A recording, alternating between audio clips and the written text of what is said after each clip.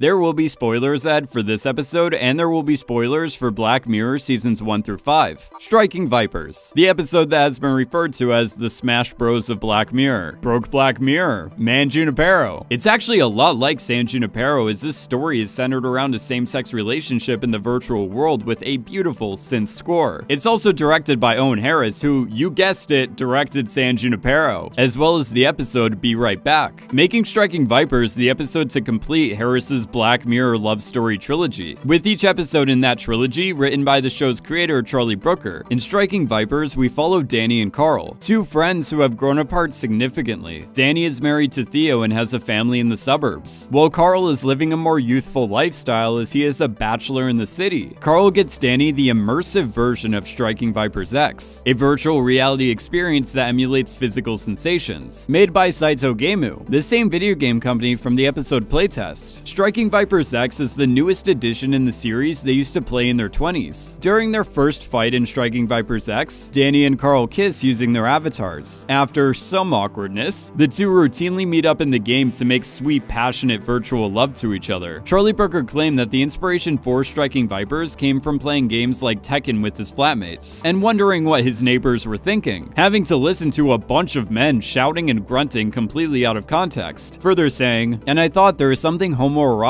about this arena in which you're physically grappling with your friends on the screen. There's something weirdly primal about it. This more primal and homoerotic behavior is shown to us by Danny and Carl yelling at the screen all night, and the moment Carl starts pretend humping Danny, a moment that's also foreshadowing their relationship later in the episode. As you get older and start to become one of those things called an adult, you take on more traditional lifestyles and responsibilities. The mortgage, the unfulfilling job, the kids that take up most of your time and energy, all making you fall into the same old routine. With security and stability, it takes away any unpredictability and excitement. Life can become boring and mundane. You slowly become numb, as your biggest concern is having to rinse the dishes before you put them into your fancy futuristic talking dishwasher that still requires you to rinse the dishes before it can clean them. I know, right? Like, what kind of future is this? This episode has a calm, meditative tone. Danny and Theo seem to be in a state of limbo. Theo wants to feel attractive and desired, but her husband and lifestyle are not giving her that opportunity, something that's further shown to us by her having a stain on her shirt when Carl arrives at the party, and she feels a little insecure about her body after having a kid, and Danny doesn't work on his body after his knee gave out. They're not living, they're existing. The life of clubbing and gaming all night is not just a distant memory, it's becoming a fantasy. Carl is the only one out of the three in real life to be hanging on to some of that youth, as he's driving a rad vintage car, living in a sweet apartment by himself, and dating younger women. The moment Danny sees that Carl's gift is Striking Vipers, he gets excited and says it takes him back. His face lights up and he takes off the glasses, making him appear more youthful. In fact, Danny has to remove his glasses every time he puts on the VR headpiece, a headpiece created by TCKR Systems, the same company that created San Junipero, and is the same kind of VR headpiece we see in San Junipero and USS Callister. Danny and Carl also leave the program the same way as Robert Daly, saying the phrase "exit game." Danny hasn't been hitting the gym because of his knee, but in the game he is extremely muscular and his knee is no longer an issue, making him feel more alive. A large aspect of Danny and Carl's relationship in Striking Vipers X is heavily reliant on nostalgia, as they both have a sentimental yearning to return to a vibrant time period of fun and carelessness that was centered around their connection through Striking Vipers. In the game, they play as Lance and Roxette, the same characters they played as in their 20s. They also fight on the same map, Temple. They get taken back to their youth,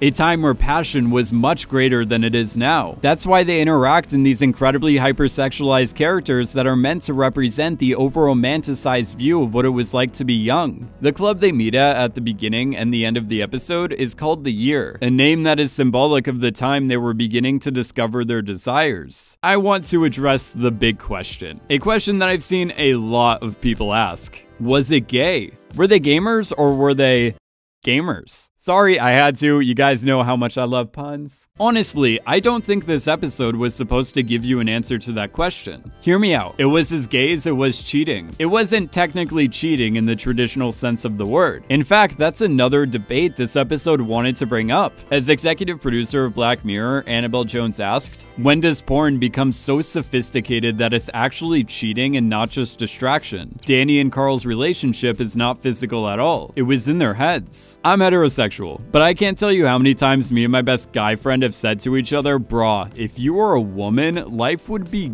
good." The one thing stopping that hypothetical relationship is one of us being a woman. This episode was meant to make us think harder about sexuality and how it's not limited by your body or gender. There is more sexual fluidity in the virtual world, making it easier to explore your desires. Later in the episode, Danny breaks things off with Carl and packs up Striking Vipers, shoving it into a cabinet that is right next to a poster of 15 Million Merits. That looks like the cover of the 15 Million Merits comic we see in Black Museum. At Danny's birthday dinner, Carl says one of the only lines of dialogue in Black Mirror to ever challenge Mike Ocallo, claiming I the polar bear and I still couldn't get you out of my mind. By the way, you can see the polar bear tundra earlier in the episode when they're in the menu for character selection. And this white polar bear is most likely a reference to the episode White Bear. Danny and Carl only experience euphoria in the game and are unable to find it in real life because the idea of something or someone always makes it better than reality. And for that reason, Danny and Carl's relationship in the game has the same kind of foundation of Theo's fantasy, involving her getting picked up by handsome strangers at the bar. It's more roleplay. Carl became a woman in the game to try on a different body, a more immersive version of what a lot of male gamers do nowadays. Danny and Carl never have physical sex and feel nothing when they kiss in real life.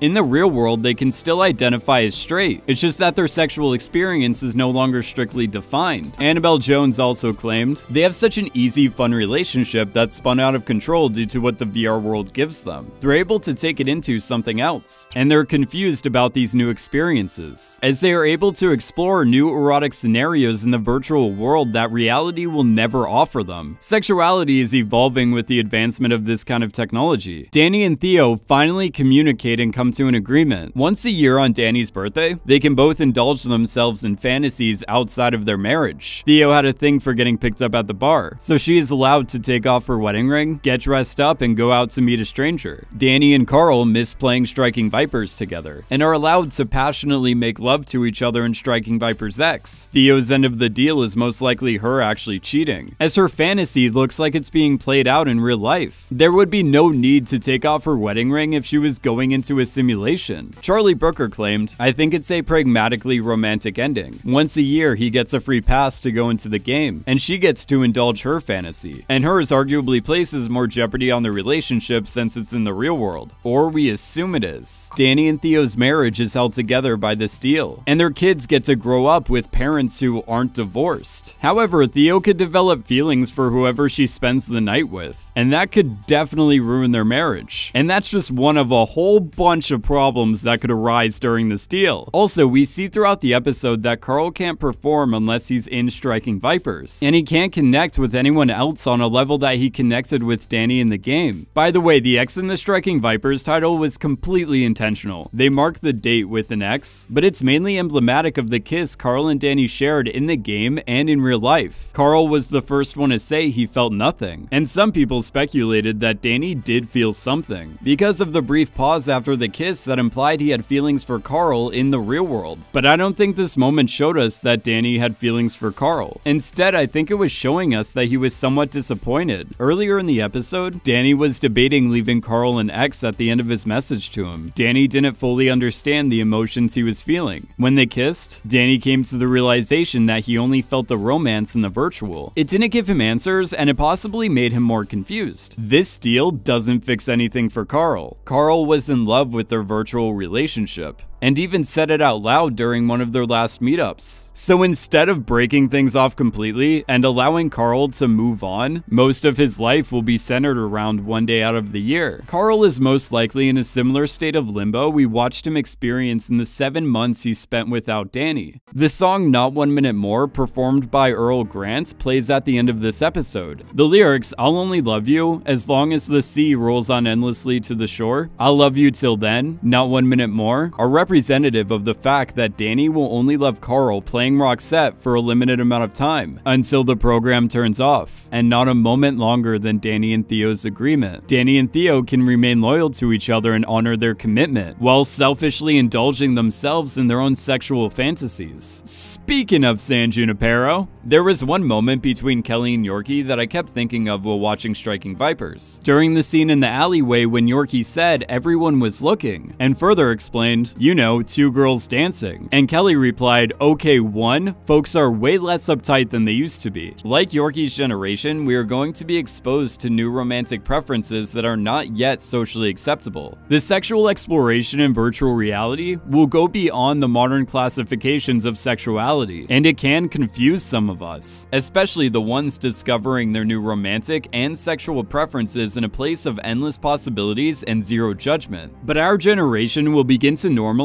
not just what is considered taboo in the virtual world, but how we incorporate these new experiences into our relationships and marriages, as we briefly give in to more primal desires to help sustain a modern civilized commitment.